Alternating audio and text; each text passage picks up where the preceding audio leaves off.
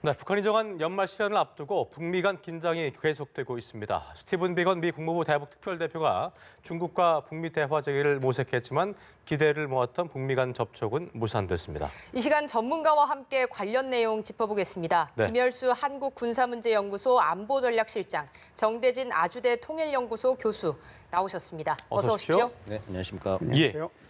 자, 비건 대표가 한국, 일본, 중국으로 이어진 동아시아 방문 일정 마무리 짓고 귀국길에 올랐습니다. 일단 관심은 일정이 없었던 1박 2일간의 중국 체류 기간 중에 북미 간 좀 깜짝 회동이 있을까였는데 그건 없었네요.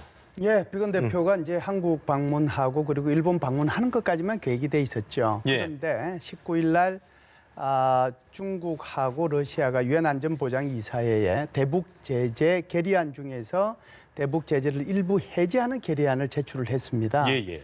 이게 그렇게 하다 보면 중국과 러시아가 대북 제재에서 이탈할 가능성이 있잖아요. 예. 그래서 아마 이런 목적을 가지고 갑자기 계획에 없던 이 중국을 방문을 했다라고 봐야죠. 그래서 1박 2일 동안 중국에 있으면서 중국 측 이 대표하고 부부장이죠. 이 사람하고 같이 의논을 하고 그리고 이제 1박 2일 동안 기다리면서 혹시나 북한으로부터 어떤 연락이 올까라고 기다렸는데 예. 결국은 바람 맞고 돌아갔다 이렇게 볼 수 있습니다. 예. 정 교수님 보실 때는 일단 한국에서도 좀 관심이 됐었고 그렇죠. 볼 수 있을까? 네. 중국도 없었던 적이었는데 관심이 됐었는데 결국 보지 못했어요. 어떻게 좀 평가하셨어요? 그 이제 부분에 우리가 대해서? 보기에는 어쨌든 비건 대표가 왔으니까 지금 예. 부장관이죠. 이제 부장관이 왔으니까 뭐 북한과 접촉을 하면은 조금 더 대화 분위기가 무르익지 않을까 기대를 하고 지켜본 건데. 예. 근데 이게 비건 부장관한테는 지금 낯선 일은 아닙니다. 사실은. 작년 연말에 전국들을 보면은 비건 부장관 같은 경우에는 서울에 왔다가 도쿄에 갔다가 베이징 갔다가 다시 또 서울 왔다가 또 베이징 가고 막 그런 일들이 굉장히 그랬었죠. 많았어요. 네. 그런 일이 이제 제 연속이라고 보여지고 북한을 만나면 좋은데 베이징까지 가서 혹시라도 만나게 되면 좋은데 그거보다는 중국이 그 유엔의 대북 제재 해제 결의안을 기습적으로 제출을 했죠. 러시아와 함께. 거기에 대한 단속 차원에서 아마 베이징을 좀 급하게 들른 이유가 더 크지 않을까 그런 생각이 듭니다. 예. 네. 그 북한 같은 경우에는 이제 비건 대표의 회동 제안에 이제 묵묵부답으로 일관을 하고 있지 않습니까? 근데 예. 공개적으로 어떤 제안을 걷어차지는 않았지만 그렇다고 또 협상 복귀를 택하지도 않은 것 같아요. 이제 어떻게 봐야 될까요? 예, 저도 이제 비건 대표가 여기 와서 2박 3일 동안 기다리고 그리고 일본 갔다가 중국 가 있는 동안에 뭔가 한마디라도 할 줄 알았는데 지금 말씀하신 것처럼 누구도 아무도 얘기를 안 하고 있거든요. 예. 침묵으로 일관한다라고 생각을 하고 있는데 제가 볼 때는 이건 전략적 침묵으로 생각을 합니다. 그래서 이제 어차피 이제 뭐 오늘 내일 정도 또는 이제 월요일부터 하다못해 늦더라도 제7기 제5차 중앙위원회 전원회의가 있을 텐데요.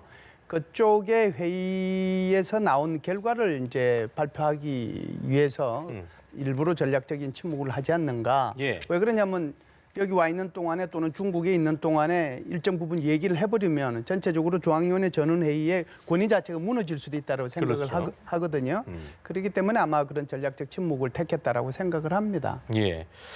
비건 대표가 중국에 있으면서 러자오후이 외교부 부부장과 만남을 갖고 북한 비핵화 해법도 논의를 했는데 두 사람 만난 이후에 이제 중국 외교부가 북한과 미국이 서로 마주보고 신뢰를 구축해야 된다면서 다시 접촉을 희망한다 밝혔는데요. 이 메시지는 어떻게 좀 해석하셨어요? 중국이 이제 북한 문제라고 하는 꽃놀이패를 이제 꽃놀이패를. 다시 한번 짚어들게 된 셈이죠. 그 미중 무역 전쟁 때문에 중국도 굉장히 좀 바빴습니다. 약간 좀 수세의 입장에서 늘 이렇게 쫓기고 몰리는 입장이었는데 미중 무역 전쟁 1단계 합의가 어쨌든 타결이 된 이후에 직후에 러시아와 함께 유엔 대북 제재 해제 결의안이라고 하는 걸 기습적으로 제출을 하면서 판세를 약간 좀 뒤집은 모양새이죠. 그래서 이제 그 북한 문제라고 하는 걸 놓고 미국과의 이제 신경전에서 약간은 좀 승기를 잡는 분위기 속에서 지금 꽃놀이패를 좀 만지작거리고 있는 것이죠. 그래서 중국이 가지고 있는 전통적인 영향력을 한번 확인하는 그런 연말 정국으로 좀 만들어 가고 있다. 이제 그렇게 생각이 됩니다. 예. 네. 비건 지금 대북 특별대표가 지금 귀국길에 오르고 난 뒤에 트럼프 대통령이 시진핑 주석하고 통화를 했어요. 근데 이 그렇습니다. 통화에서 이제 무역 합의에 대해 아주 좋은 대화를 했다고 얘기를 하면서 북한도 논의했다고 언급하지 않았습니까? 근데 그러면 직접 뭐 시 주석에게 어떤 요청을 했을 가능성도 있을까요? 예, 아무래도 이제 그럴 가능성이 높다라고 봐야죠. 물론은 이제 미국과 중국 사이에 이런 이 무역 분쟁과 관련된 얘기 그리고 홍콩, 위구르 문제 이런 문제도 했겠지만 지금 질문하신 것처럼 가장 중요한 것 중에 하나가 바로 한반도 문제라고 볼 수 있는데요. 예. 왜 그러냐면 지금 북한이 이제 내일 쏘니 모레 쏘니 하고 지금 전략적 도발 가능성이 어느 때보다도 높지 않습니까? 이 문제가 있는 데다가 지금 중국이 기습적으로 유엔 안전보장이사회의 대북 제재 결의안 중에서 해제하는 거를 지금 내놓은 상태거든요. 그러려고 하면 이 문제에 대해서 어떻게 보면은 시진핑 주석한테 어떤 역할을 부탁하기도 하고 또 당부도 해야 된단 말이죠. 그렇죠. 그래서 아마 역할이라고 하는 것은 이 북한으로 하여금 전략적 도발을 하지 못하도록 어떤 일종의 역할을 좀 해달라라고 하는 그런 게 있었을 거고 당부를 했다라고 하면은 전화 통화를 통해서 지금 이 북한에 대해서는 대북 제재 공조에서 이탈하지 않았으면 좋겠다. 네. 이것은 이제 끝까지 가야 된다. 이런 내용으로 얘기하지 않았을까. 이 두 가지가 이제 핵심이었다라고 볼 수 네. 있죠. 좀 지나온 얘기긴 합니다만 그 비건 대표 중국 가 있었을 때 중국도 이렇게 북미 간의 관계가 좀 좋아지길 바란다고 얘기한다면 뭔가 이제 북한과 또 중국은 동맹국이기 때문에 혈맹이기 때문에 뭔가 중국이 비건 대표와 만남을 갖는 데 있어서 도움을 줄 수도 있지 않았을까라는 생각이 들었는데 그 부분은 이제 적극적으로 하지 않은 거라고 봐야 될까요? 어떻게 좀? 예, 그건 이제 보셨어요? 북한의 선택에 이제 맡겨놓은 거죠. 중국 입장에서도 자신들은 이제 한반도에 대한 전통적인 영향력을 확인하는 차원에서도 충분히 지금 효과를 좀 거둔 상황이고 아하. 굳이 이렇게 북한을 이렇게 뭐랄까요, 이렇게 압박하면서 설득한다거나, 설득하면서 적극적으로 움직여서 북한과 미국 간의 직접 만남을 판을 깔아줄 필요까지는 없는 것이죠. 그러니까 그리고 또 북한 입장에서도 예. 어쨌든 마지막에 원하는 게 북미의 직접 담판이지 거기에 또 중국이 뭐 중재를 한다라고 해서 중국의 또 중재 편승해서 북미의 직접 담판으로 나가는 모양새. 이제 그거 자체도 지금 당장 북한이 취할 수 있는 스탠스는 아닌 상황이거든요. 그런 상황에서 이제 중국도 이렇게 연말에 북미가 직접 만날 수 있도록 판을 깔아주는 적극적인 외교적 움직임은 없고 다만 어쨌든 북한이 도발을 좀 하지 않도록 할 수 있도록 이렇게 좀 설득하는 거. 그 정도 차원 그리고 또 전통적인 영향력을 유지하고 급하게 이제 갔던 이제 국 국무부 부장관이 되는 사람 비건이 예.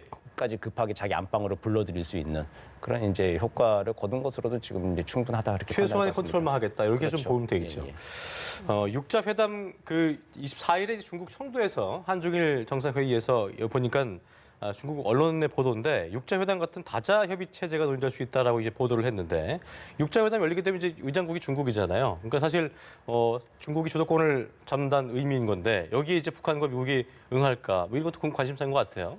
예, 우리가 이제 이 북한 비핵화 문제를 해결하기 위해서 여러 가지 회담체가 있었죠. 회의체가 있었는데 첫 번째가 1993년도에 북한이 NPT 탈퇴하고 나서는 결국은 이제 미국하고 북한 간의 양자 예. 회의체가 있었고 그 뒤에 사자, 그러니까 한국, 북한, 중국, 미국 이 사자가 참여하는 사자 회담 회의체가 있었고 그 뒤에 이제 2013년부터 2018년까지 육자 회의체가 있었잖아요. 결국 모든 게 실패로 끝나고 다시 이제 아시다시피 이제 2018년부터 양자, 그러니까 미국하고 북한 사이에 양자 회의체로 넘어갔단 말이죠. 예, 예. 이게 지금 마무리되지 않은 상태에서 육자 회담 얘기가 나오는 것은 뭐 중국의 어떤 그 뭐라고 할까요?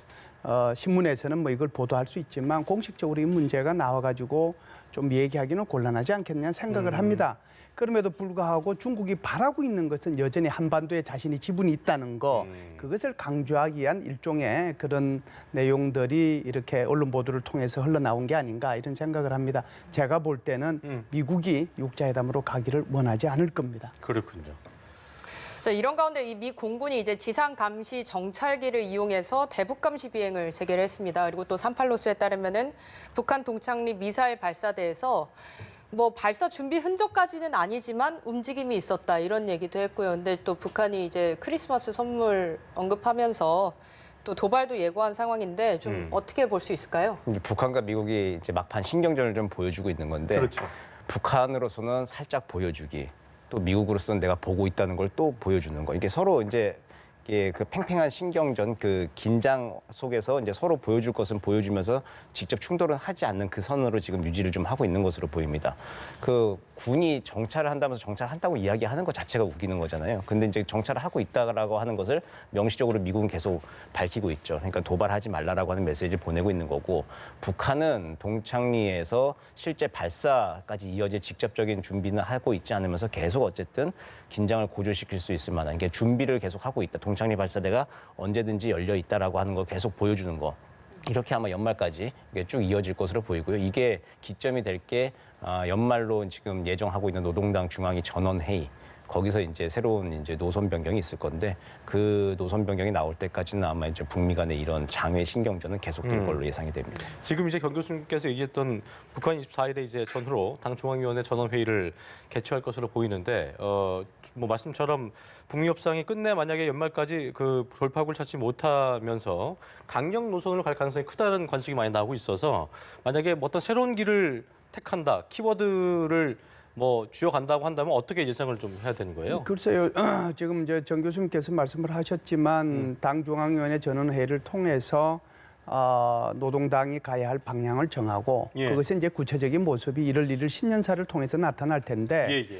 아마 새로운 길의 구체적인 내용은 1월 1일 신년사에 나타날 가능성이 있습니다. 그래서 이번에 노동당 중앙위원회 전원회의에서는 그냥 새로운 길에 대한 간단한 얘기만 나오고, 오히려 2018년도 4월 달에 채택한 모라토리움, 예. 핵과 미사일 시험 발사 안 한다라고 하는 그것을 없애는, 거기다 초점을 더 두는 그런 중앙위원회 전원회의 결과가 나오지 않겠느냐라고 봅니다. 지금 질문하신 것처럼 새로운 길은 만일에 1월 1일 신년사에서 이것이 나온다라고 하면, 지금까지는 그래도 한 2년 넘게 대화의 길로 해왔잖아요. 그게 이제 앞으로는 대결의 길로 갈 거고, 그리고 이제 대화를 통해 가지고 비핵화를 가려고 했는데, 그런 비핵화가 아니라 이제는 오히려 핵무장의 길로, 뭐 자위적 군사력 강화의 길로 갈 거고, 경제 면에서는 이런 경제 제재 해제를 통해서 급속한 경제 성장을 이렇게 이룩하겠다는 그런 생각을 갖고 있었는데, 그게 아니고 네. 이제는 자력 갱생을 넘어서 자력 부흥의 길로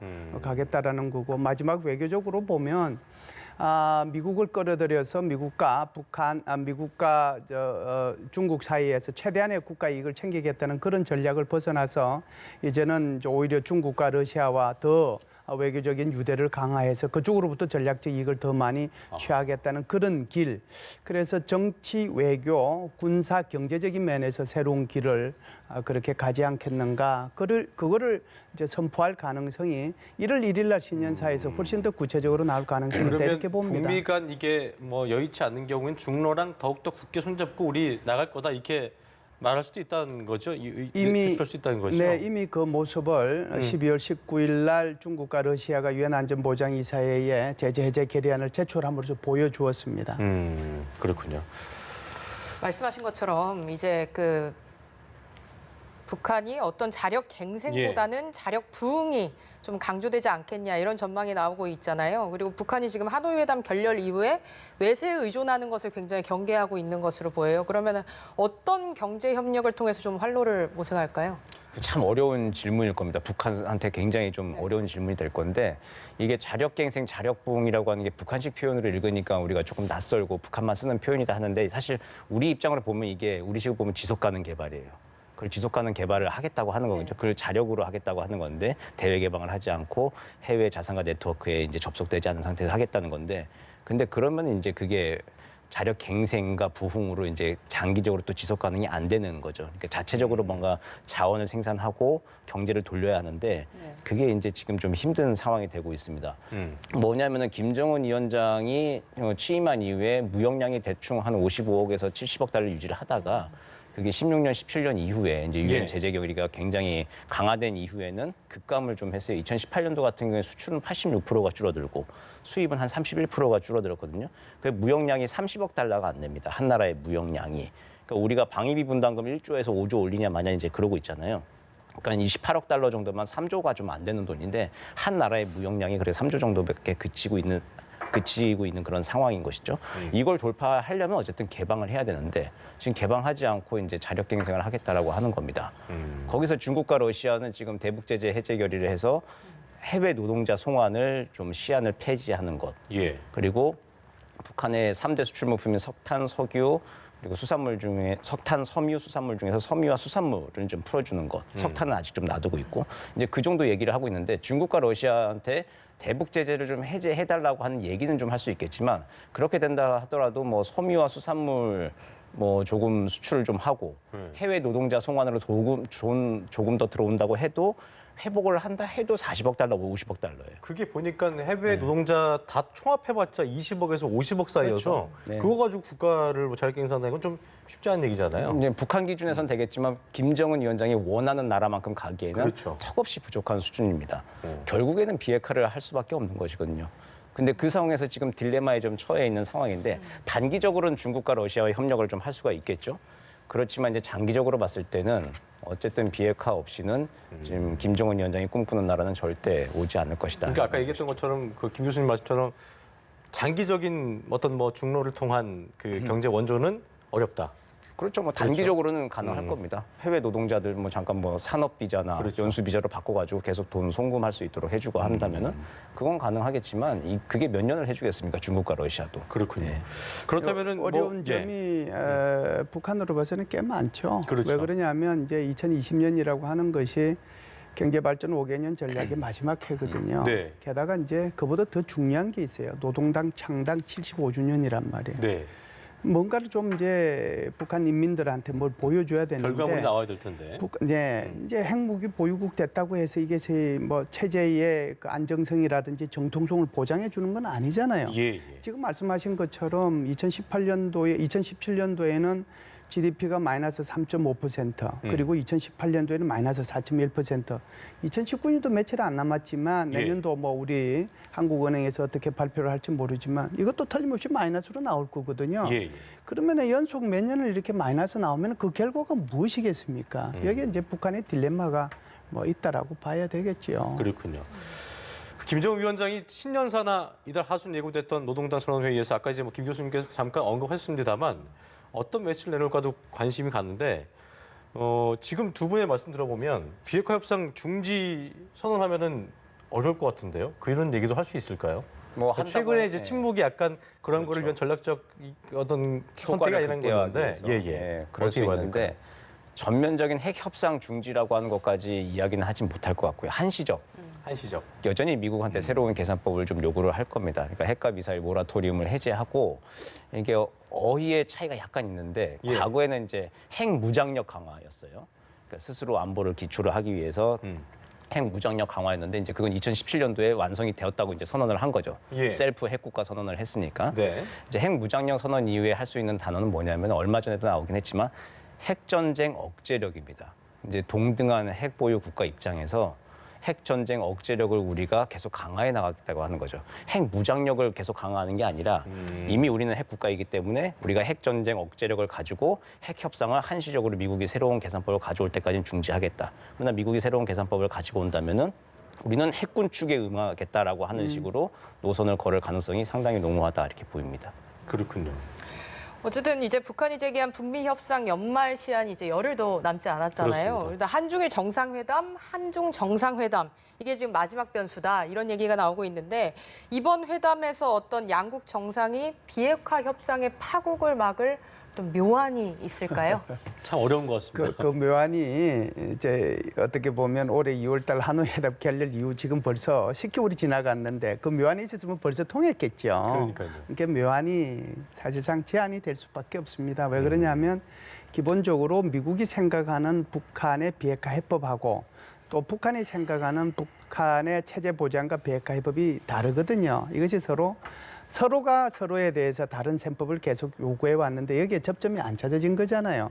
그러다 보니까 이제 마지막으로 북한이 택할 수 있는 것은 전략적 도발일 수밖에 없는데 지금 이제 말씀하신 것처럼 결국은 우리 대통령께서 시진핑 주석을 만나면 우리 대통령께서 요구하거나 부탁할 수 있는 것은 한 가지밖에 없다라고 생각합니다. 전략적 도발을 하게 되면 북한의 미래는 굉장히 어두울 수밖에 없으니까 전략적 도발을 하지 못하도록 중국의 역할이 중요하다. 제가 볼 때는 트럼프 대통령이 당부한 것과 별반 다를 수 없는 그런 당부를 하시지 않겠는가. 게다가 이제 그 우리 대통령하고 시진핑 주석하고 회담하고 있는데 그때 무슨 뭐 ICBM을 쏠 수 있는 건 아니잖아요.